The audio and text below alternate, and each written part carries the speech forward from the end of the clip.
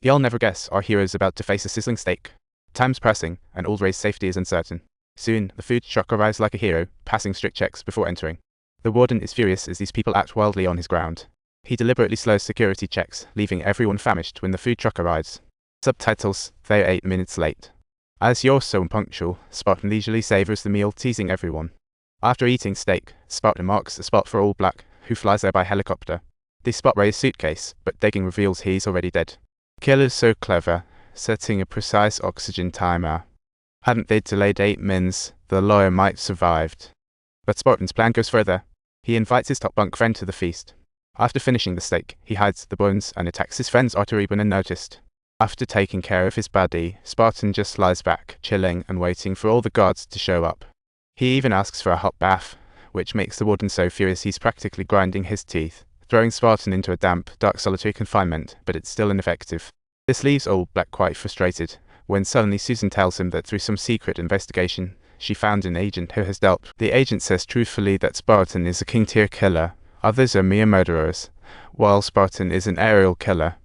He can command from afar with ease. The dude has many unkillable targets, but Spartan can handle them. Every move he makes has a deep aim, surpassing others, so killing friends was in his plan. In short, that's it. Solve the problem, shoot him fast. Realizing Spartan's danger, All Black seeks the judge's help. He hopes the judge approves restricting Spartan's activities, preventing contact. Despite violating human rights, the judge signs. Just as the judge finishes signing the papers, the phone rings and All Black's face drains of color murder at the prison from a distance. He knows for sure that the killer has outside help. Then, All Black returns to the cell and asks Spartan if he's taking this a bit too far. Subtitles: even for revenge, it's time to stop. Spartan retorts angrily he could have done it 10 years ago. He could have easily wiped out All Black's entire family, making All Black suddenly feel a chill creeping up his spine. He claims he tried his best with the case 10 years ago and he was just doing his job, but what he doesn't know is that Spartan's actions are all about making All Black rethink, and even about fixing the rotten judicial system of this country. If there's a price to pay, so be it. Subtitle: All Black is shocked by the words, but for safety, he moves his office into prison overnight as it's heavily guarded. Even with outside aid, breaking in here is almost impossible. At 6, everyone's tense, as if facing battle.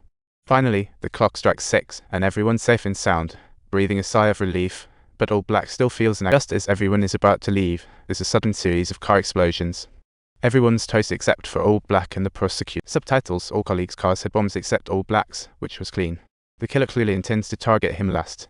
Such a severe incident grabs the mayor's attention, but sadly, knowing who the killer is doesn't help a lick. All Black assures the mayor that he won't let this guy hurt anyone again, but still hands off his family to the police for protection. And he returns home. He finds a frame on the table featuring a newspaper of him shaking hands with Darby, sending chills down, so he quickly punched to confront the judge. All Black, furious, punched him before he could speak, accusing him of inhumanity. He rages about the lives lost, warning not to commit any more atrocities. But to Spartan, this is just an appetizer. The real show is just beginning. He's here to make the entire rotten justice system collapse. Even trapped in a heavily guarded prison, he's managing to pull off murders. He pulls off a long-range kill on a lawyer defending a bad guy, then fakes the death of a corrupt judge right in front of the police. All Black is left scratching his head. How is Spartan pulling all this off while being locked up? All Black is puzzled, but Spartan fires off another warning that All Black doesn't take seriously. Just when they finish attending a funeral and are preparing to leave, even with police protection, they are still targeted by a remote-controlled machine gun that starts firing wildly. Bullets rain, turning the car to Swiss cheese, yet the prosecutor still breathes. Next second, a rocket strikes the target, vaporizing the prosecutor right there. All Black has no choice but to resign. He doesn't want to see anyone else get hurt. Yet the mayor rejects his request and insists on appointing him as the new prosecutor, a job that's practically a death sentence.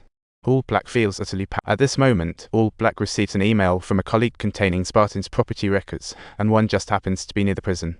He immediately drives over to check it out. Sure enough, he uncovers a clue here, a hidden passage that leads to all the solitary confinement cells. This is exactly why Spartan wanted to be locked up. This way, he can freely execute murders from afar, and one path directly leads to Spartan's room. But at this moment, Spartan is nowhere to be found. Meanwhile, he's disguised as a worker, strutting into the city hall like he owns the place. Upon arrival, he assembles a bomb, then checks the monitor in the car where key judicial figures are. Clearly, he intends to turn them all to ashes and utterly destroy this corrupt judicial system. But All Black also catches on to his plan.